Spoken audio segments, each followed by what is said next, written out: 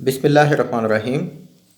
अज़ीज़ तलबा, आज हम आपको 3 टेंसेस के बारे में यकमुश्त बताएंगे। ओके, 3 टेंसेस कौन कौन से हैं?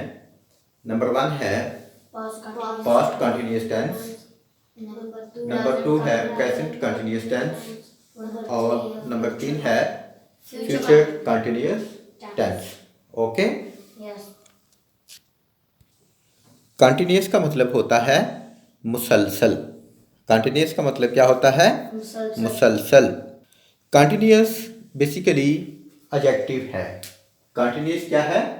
एडजेक्टिव है और इसका माना होता है मुसलसल।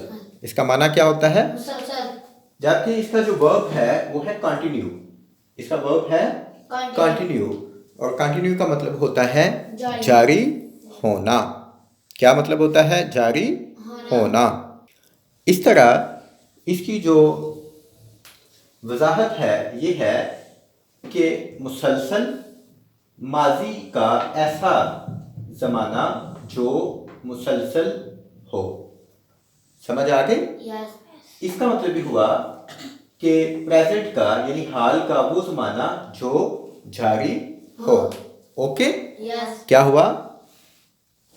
फ्यूचर का वो ज़माना जो मुसलसल हो या जारी हो।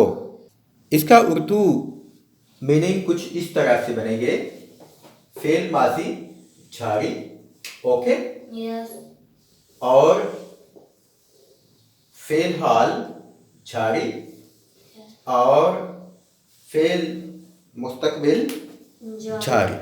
ओके, आपके सामने हैं 4 वर्ब।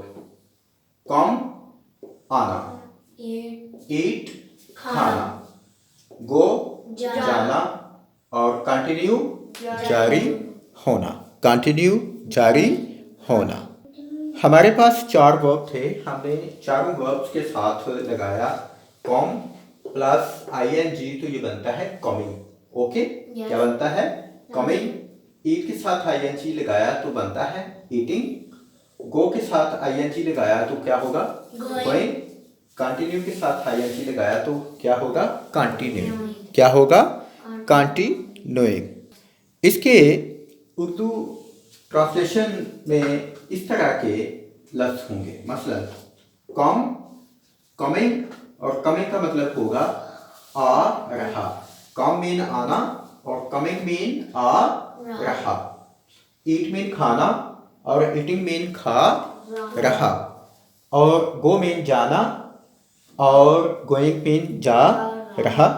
कंटिन्यू जारी होना, कंटिन्यू जारी हो रहा, जारी हो रहा। इसको इस तरह से हम देखेंगे। हमने सेपरेट कर लिए, कमिंग आ रहा, ओके, ईटिंग खा रहा। इसकी समझ आ गई? चले जी, यहाँ पे आपको समझ आई? समझ आ गई ना? हम बचपन से देख रहे हैं बुनियादी हेल्पिंग वर्ब होते हैं इज मीन है, एम मीन हूँ और मीन है। इनकी समझ है आपको? आपको वाज और वर्ड की मीनिंग भी आते हैं? वाज मीन था, वर्ड मीन थे।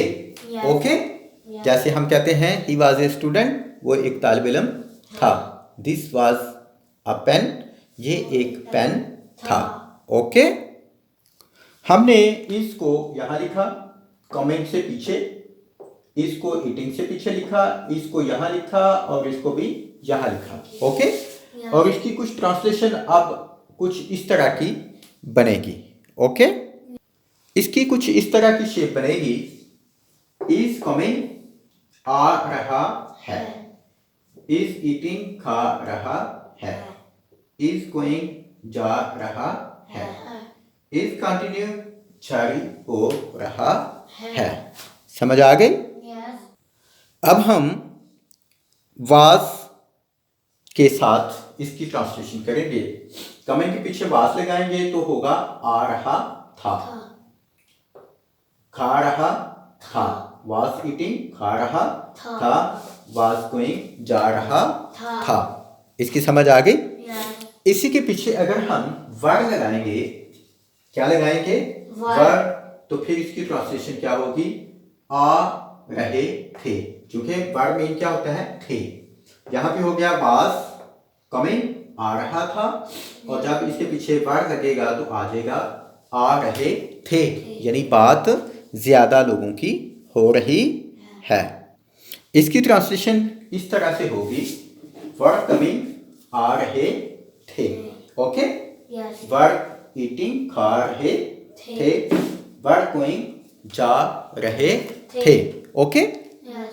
ये हमने विदाउट एनी सब्जेक्ट इसकी ट्रांसलेशन की है, सिर्फ इतने से हिस्से की, ओके? इसके पीछे हम जो भी लफ्ज लगाएंगे वो इसके साथ आ जाएंगे, ओके? और उसकी नई शक्ल क्या होगी? इसकी नई शक्ल होगी, ये होगा, हम सब्जेक्ट के साथ इस तरह देखेंगे, वी वर कमिंग, हम आ रहे थे। वी मीन हम, वी मीन हम, वर मीन थे, कमिंग मीन आ रहे। वी वर कमिंग, हम आ रहे थे, हम आ रहे थे। इसकी समझ आ गई? चले हम देखते हैं, वी वर गोइंग, हम जा रहे थे। समझ आ गई? ये ट्रांसलेशन बनती है पास्ट कंटिन्यूअस टेंस की। किसकी? पास्ट कंटिन्यूअस टेंस की ये ट्रांसलेशन बनती है। पास्ट कंटिन्यूअस टेंस की ये ट्रांसलेशन बनती है। इसका फार्मूला आपने देख लिया।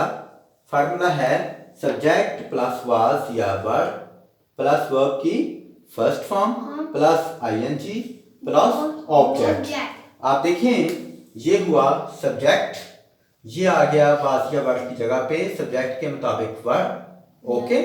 यहाँ पे आया कमिंग और ये ऑब्जेक्ट, ओके? जो भी हम आ रहे थे, यानी जो भी आप इसके आगे ऑब्जेक्ट लिख लें कि इसमें ऑब्जेक्ट अभी कोई भी नहीं है, आप ऑब्जेक्ट जो भी लिख लेंगे। हम सियालकोट आ रहे थे, हम यहाँ पे बीच में सियालकोट ऐड कर लेंगे, ऑब्जेक्ट की जगह पे वो सियालकोट हो जाएगा। लाहौर, कराची, एबटाबाद, जो भी आप बीच में ऑब्जेक्ट इसका ऐड करना चाहें वो लिख सकते हैं, लेकिन ये ऑब्जेक्ट के बगैर ही है, यानी सादा विदाउट ऑब्जेक्ट, ओके?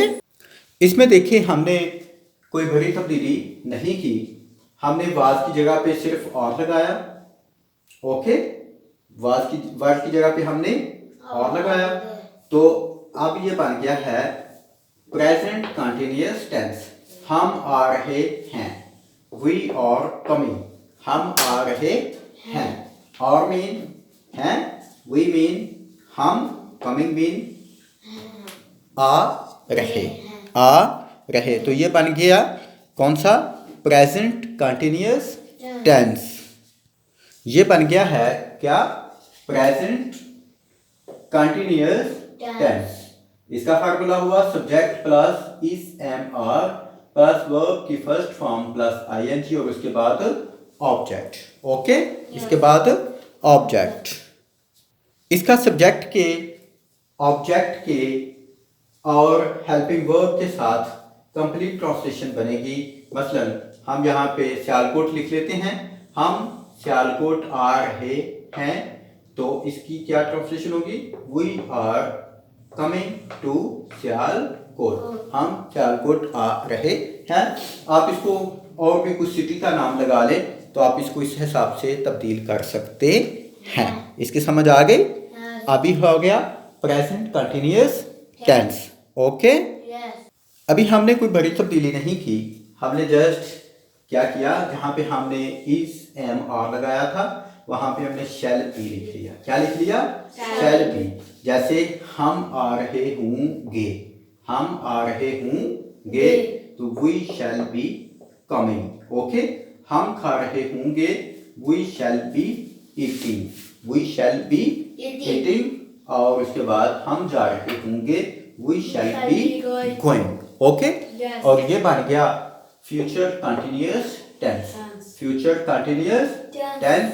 और इसका फार्मूला हुआ सब्जेक्ट प्लस विल बी या शैल बी प्लस वर्ब की फर्स्ट फॉर्म और आईएनजी, और उसके बाद क्या होगा, ऑब्जेक्ट। Okay okay. नए और कंप्लीट जुमले आपके सामने हैं। हम सियालकोट जा रहे थे, we were going to Sialkot. हम सियालकोट जा रहे हैं, we are going to Sialkot. हम सियालकोट जा रहे होंगे, we shall be going to Sialkot. यानी इसमें हमारे तीनों आ गए, पास्ट, प्रेजेंट और फ्यूचर बी। ओके। इसकी शेप इस तरह से है, ये हुआ पास्ट कंटिन्यूअस टेंस और ये वाला जुमला बन गया प्रेजेंट कंटिन्यूअस टेंस, ये वाला, और ये वाला बन गया फ्यूचर कंटिन्यूअस टेंस। ओके, तीनों आपके सामने हैं। ओके जी। तो आज हमने बहुत आसानी के साथ सीखा कि past continuous tense, present continuous tense और फ्यूचर कंटिन्यूअस टेंस को उर्दू से इंग्लिश में ट्रांसलेट कैसे करते हैं। बिल्कुल सादा और आसान सा अंदाज था। ओके, उम्मीद है आपको समझ आ गई होगी। Okay, thank you. आज के लिए इतना ही। नेक्स्ट हम नए लेक्चर के साथ इंशाल्लाह हाजिर होंगे। ओके, अल्लाह हाफिज़।